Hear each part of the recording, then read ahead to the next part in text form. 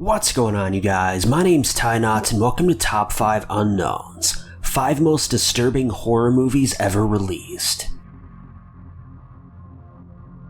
Number 5. The 2005 film Cachet, also known as Hidden, is a psychological thriller written by Michael Haneke. It follows the lives of a French couple named George and Anne, who have a series of cassette tapes appear on their doorstep every morning, containing surveillance of them both. The tapes also poke at George specifically, showing detailed information about his childhood. The couple turn the tapes into police, though police insist that the tapes are harmless and are likely part of a joke. George later begins to have strange dreams about a man known as Majid, a young boy who his parents were going to adopt back when George was a child. George didn't like the idea of having a brother and put up a fight against his parents, and they eventually gave up. Majid's parents had previously worked on George's farm, though in 1961, Majid's whole family disappeared. George then becomes convinced that Majid must be behind the tapes and sets out to find him. George visits his mother, though she insists that she doesn't even remember Majid. George uses clues from one of the tapes to track down Majid to an apartment complex, showing up and threatening him, though Majid claims to have no knowledge of the tapes. George leaves the home, but Majid asks him to return just a few days later. Upon George's arrival, Majid cuts his own throat in front of him. Majid's son then appears at George's home days later, with George being convinced that it was actually Majid's son who was responsible the whole time. The film ends with Majid's son speaking with George's son at school. Cachet was filmed in Paris back in 2004, and first aired at a French film festival in 2005. It has since won 3 awards for Best Director, 5 awards for European Film Awards, and another award for Best Film. It's highly regarded as one of the greatest films of the 2000s, and was placed on BBC's Greatest Films of the 21st Century list. Number 4. The 1932 film Freaks was produced and directed by Todd Browning, with the original cut of the film being about 90 minutes long. However, the film was considered to be far too shocking upon its initial release, and editors ended up cutting the film down to just 64 minutes. As of now, no copies of the original full-length film are known to exist. The film begins with the sideshowman drawing in customers to visit the sideshow. The main story involves a trapeze artist known as Cleopatra, who marries the sideshowman after learning of his large inheritance. She then plots with the freak show worker named Hercules to kill her new husband, though at her wedding ceremony she drunkenly kisses Hercules by mistake, revealing her hidden affair. Regardless of this, the other members of the freak show decide to accept her in, even though she's just a normal woman. They carry out an initiation ceremony, with Hercules revealing to Cleopatra that the freaks want to turn her into one of them. She then returns to her husband, who's now fallen ill, as Cleopatra and Hercules have been poisoning his wine. Her husband Hans then becomes bedridden, and pretends to take the poison medications she's been giving him, but in reality is secretly plotting with the other freaks to turn against Cleopatra and Hercules.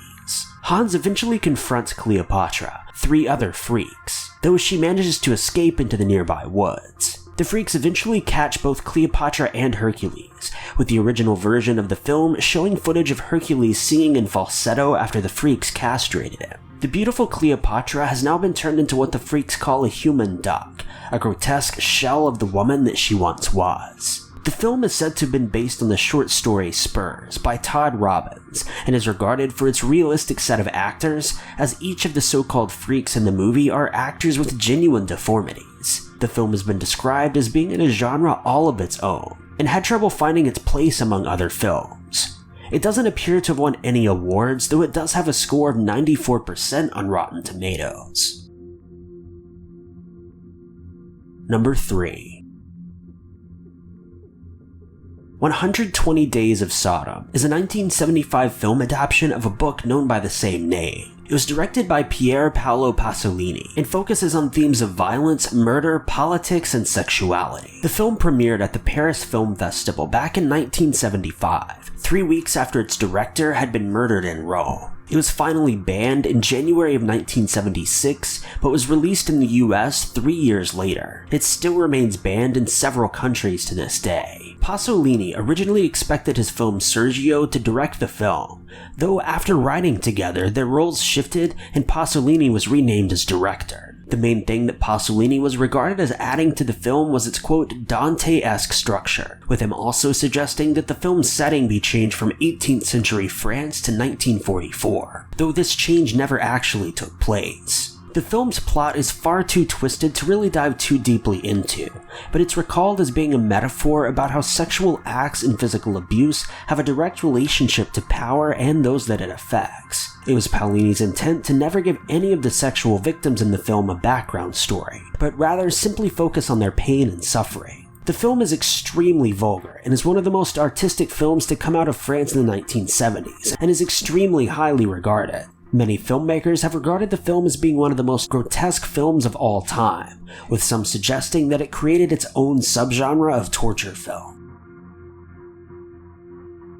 Cannibal Holocaust is a 1980 film starring Robert Kerman as Harold Monroe, a man who leads a rescue team to the Amazon to locate a missing crew of filmmakers. It's a film I'm sure that we've all heard about before, but just to give you a bit of background, the crew had gone missing while attempting to document local cannibal tribes, suddenly losing contact with the outside world. The film is recorded on location in the Amazon and is mostly known for its extreme use of violence, which caused quite a bit of controversy at the time. When it initially released, it was seized and banned, with its director being arrested for obscenity charges. The film was so violent and realistic that viewers genuinely believed that the director had actually killed people and filmed it. He was charged with murder, though the charges were ultimately dropped. The film follows a group of filmmakers who, as mentioned a moment ago, disappear into the Amazon. They were kidnapped after treading too close to the Yakumo tribe. The group of rescue personnel later show up to attempt to make peace with the tribe and perform a series of tasks to gain their trust. One of these tasks is for one of the men to bathe naked in a nearby body of water. He agrees when several women then emerge.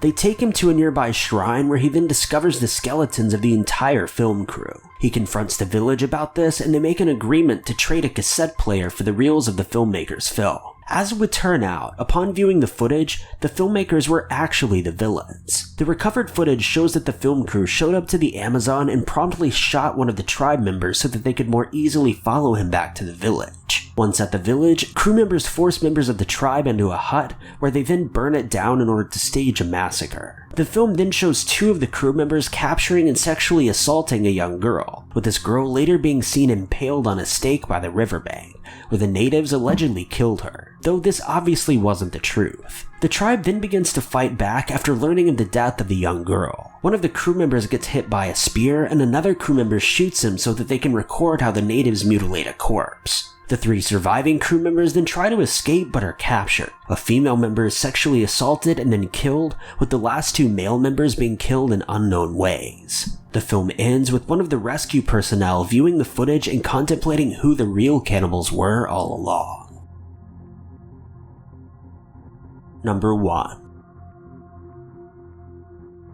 The Last House on the Left is an American horror film directed by Wes Craven. The film follows two young girls who are taken into the woods, tortured, and murdered by thugs. The film was created with a budget of just $87,000, and upon its release, it profited over $3 million. The film tells the story of the young girls, with the two planning to attend a concert. One of the girls' parents expresses concerns about this, but lets them go anyway. Before the concert, the girls are stopped by a janitor who offers to sell them marijuana. He then takes them to an apartment where they're captured by criminals. The following morning, the girls are bound and tossed into the trunk of a car, being taken into the woods. They're forced to perform sexual acts on each other, though one of the girls manages to escape. She runs into the woods but stumbles upon a hidden graveyard. Shocked, she stops running and one of the attackers stabs her in the back. Another man then shows up and they begin to beat her, later stabbing her to death. The other girl is then taken to a lake where she's shot. The thugs then make their way to the home of one of the girls, pretending to be traveling salesmen. The parents invite them in to stay for the evening, and later that night the girl's mother hears one of the men vomiting in the bathroom. She enters and finds that he's wearing her daughter's necklace. She then overhears the gang members talking about how they killed her daughter. She informed her husband and they investigate the nearby riverbank and retrieve their daughter's body and return home for revenge. The mother seduces one of the men and kills him by biting off an appendage and leaving him to bleed to death. The father then enters one of the bedrooms and attempts to shoot two of the men, though one of them escapes. His wife then chases one of the female accomplices outside, who then falls into a swimming pool, with the mother then cutting her throat. The father then chases the remaining man down and attacks him with a chainsaw just as police arrive. The film caused protest all across the country, with many viewers insisting that the film needed to be removed from cinemas as it was far too graphic. The film was also very poorly rated, and critics believed it had no moral value. Some critics even left the theater entirely, rating the film solely on its first 50 minutes or so of viewing. In recent years, perception of the film has changed though, and it's now considered to be somewhat of a cult classic. Thank you guys so much for watching. If you liked this video, be sure to click that like button. Also, don't forget to subscribe and click that notification bell to keep updated with our videos.